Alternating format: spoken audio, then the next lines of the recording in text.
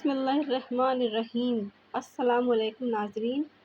3 قسم کی عورتوں پر روزہ رکھنا جائز نہیں ہوگا۔ یہاں پر 3 قسم کی عورتیں کسی بھی حال میں رمضان کے مہینے میں روزہ بالکل بھی نہیں رکھ سکتی۔ اگر ان میں سے کوئی عورت روزہ رکھ لے تو ایسی عورت کا روزہ کبھی نہیں ہو سکتا۔ اس عورت کو اللہ رب العزت سخت عذاب نازل فرمائے گا۔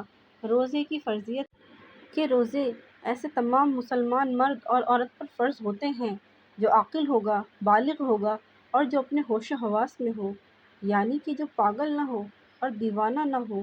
ایسے تمام مسلمان عورتوں اور مردوں پر رمضان کے روزے فرض کیے گئے ہیں۔ اب اس کے علاوہ تمام روزے کی فرضیت ادا کرنے کی 2 شرطیں ہوگی۔ پہلی، صحت مند اور تندرست ہونا۔ دوسری، محکم ہونا، یعنی کہ بیمار آدمی اپنی بیماری کی حالت میں اور مسافر اپنے سفر کی حالت میں روزہ چھوڑ سکتے ہیں، بلکہ ان لوگوں کو رمضان کے مہینے میں روزہ چھوڑنے کی اجازت ہوتی ہے۔ اگر ایسا شخص رمضان کے مہینے میں روزہ رکھنا چاہے تو وہ رکھ سکے گا، ان کا روزہ قبول ہو جاتا ہے، بلکہ اگر نہ رکھیں تو ان کو کوئی گناہ بھی نہیں ہو سکتا، یہاں بعد میں ان روزوں کی قضا کر سکتا ہے۔ مگر یہ 3 عورتیں ایسی ہیں جن کو رمضان مبارک کے مہینے میں روزہ رکھنا حرام ہوگا، کیونکہ ان 3 عورتوں کا روزہ رکھنا جائز نہیں۔ اگر ایسی عورتیں رمضان کے مہینے میں روزہ رکھیں تو ان عورتوں کا روزہ کسی حال میں نہیں ہوگا، بلکہ ان پر اللہ رب العزت کی طرف سے سخت عذاب نازل ہوگا۔ نمبر 1، سب سے پہلی عورت وہ ہوگی جو حیض کی حالت میں ہو۔ ایسی عورت کا رمضان کے مہینے میں روزہ رکھنا حرام ہوگا، مگر ایسی عورتیں بعد میں قضا کریں گی، اور رمضان کے مہینے میں ایسی عورتیں بھول کر بھی روزہ نہیں رکھنا چاہیں گی۔ اگر کوئی عورت حیض کی حالت میں روزہ رکھ لے گی تو اس کا روزہ بالکل بھی قبول نہیں ہوتا ہے۔ حدیث شریف میں بیان ہوا ہے، حالت حیض میں عورت روزہ نہیں رکھ سکتی، اور حیض کی مدت ختم ہونے کے بعد اس پر ان دنوں کے روزوں کی قضا واجب ہو جائیں گی، جیسا کہ حضرت عائشہ صدیقہ رضی اللہ عنہا فرماتی ہیں کہ حضور پاک صلی اللہ علیہ وسلم ہمیں حالت حیض سے پاک ہونے پر روزوں کا حکم بیان فرماتے ہیں۔ اس کے علاوہ روزے کی حالت میں اگر مغرب سے پہلے کسی بھی عورت حیض آ جائے تو اس کی وجہ سے روزہ فاسد ہو جاتا ہے، اور پاک ہونے کے بعد اس روزے کی قضا رکھنا لازمی ہوتا ہے۔ جو عورت حیض و نفاس کی حالت میں ہوگی اسے کھانا پینا چاہیے، یعنی روزے داروں کی مشابہت کی وجہ سے تنہائی میں بھی بھوکی پیاسی نہ ہو۔ اگر حائضہ عورت دن کا کچھ حصہ گزرنے کے بعد پاک ہو گئی تو اب دن کے بقیہ حصے میں کھانے پینے سے رکا رہنا ہوگا۔ نمبر 2، دوسری عورت وہ ہوتی ہے جو نفاس کی حالت میں ہوگی۔ عورت کے لیے نفاس کے ایام میں نماز پڑھنا اور روزہ رکھنا شرعاً جائز نہیں ہوگا، البتہ ان ایام کے روزوں کی قضا لازم ادا کرنی چاہیے۔ نماز کی قضا نہیں ہوتی، نفاس کتنے دن تک شمار ہوتا ہے اور نماز روزے کی کب قضا لازم ہوگی، اس سلسلے میں تفصیل مندرجہ ذیل ہیں۔ اگر کسی خاتون کے ہاں پہلی ولادت ہوگی اور نفاس کا خون 40 دن سے بڑھ جائے تو اس عورت کے ہاں پہلے بھی بچے کی ولادت ہوئی ہے تو اس صورت میں اس سے پہلے بچی کی پیدائش کے موقع پر جتنے دن خون آنے کی عادت ہوگی اتنے دن کا خون نفاس شمار ہو جاتا ہے، اور باقی بیماری کا خون شمار ہو جاتا ہے۔ ان باقی دنوں میں رہ گئی نمازوں کی بات تو بھی قضا کرنی ہوتی ہے، اور روزے جو چھوٹ جاتے ہیں وہ بھی رکھنے ہوتے ہیں، اور اگر خون 40 دن کے اندر اندر بند ہو جائے تو وہ مکمل ایام نفاس کے شمار ہیں۔ نمبر 3، تیسری عورت جو حاملہ ہو۔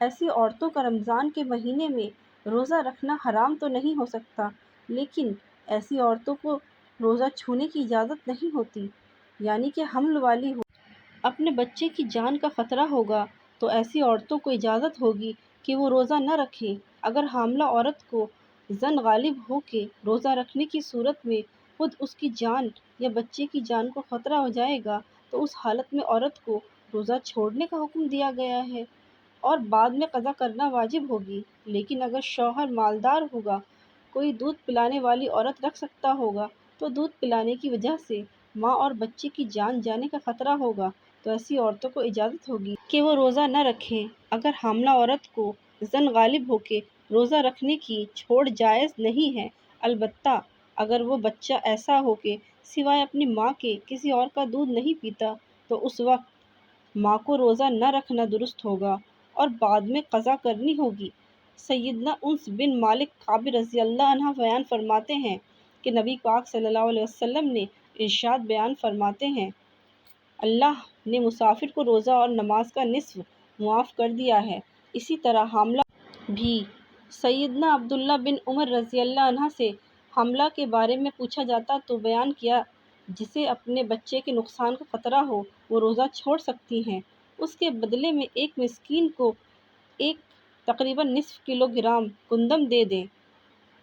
نمبر 3، عورت حیض سے پورے 10 دن اور 10 رات میں فارغ ہو گئی، اب اس کو چاہیے کہ وہ اگلے دن کا روزہ رکھ لے گی اور کم دن میں پاک ہو گئی ہو، اور اگر صبح ہونے میں اتنا وقت باقی ہو کہ اس کے پاس نہا دھو کر تھوڑا وقت بچ جائے تو اس کو چاہیے کہ وہ روزہ رکھ لے۔ دین اسلام میں دنیا کے ہر محلے میں رہنے والے عاقل، بالغ اور مسلمان مرد و عورت پر ماہ رمضان کے روزے فرض کر دیے گئے ہیں۔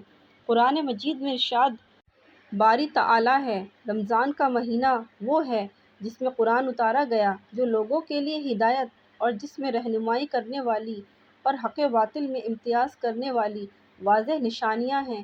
پس تم میں سے جو کوئی اس مہینے کو پالے تو وہ اس میں روزے ضرور رکھے۔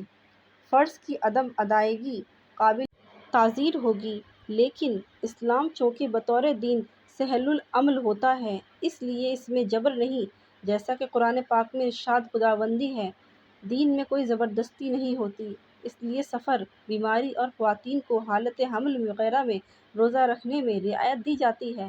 اگر ان حالتوں میں روزہ نہ رکھا جائے تو ان کے ختم ہونے کی مدت کے حمل وغیرہ میں روزہ رکھنے میں رعایت دی گئی ہوگی۔ اگر ان حالتوں میں روزہ نہ رکھا جائے تو ان کے ختم ہونے کی مدت کے بعد رمضان کے چھوڑے ہوئے روزوں کی قضا کرنا لازم ہوگا۔ اللہ رب العزت ہمیں ہمارے دین کو سمجھنے کی توفیق عطا فرمائے اور ہم رمضان المبارک کے اس بابرکت مہینے میں عبادت کریں، اللہ پاک کی بنی ہوئی حدود کو پار نہ کریں۔ آمین ثم آمین۔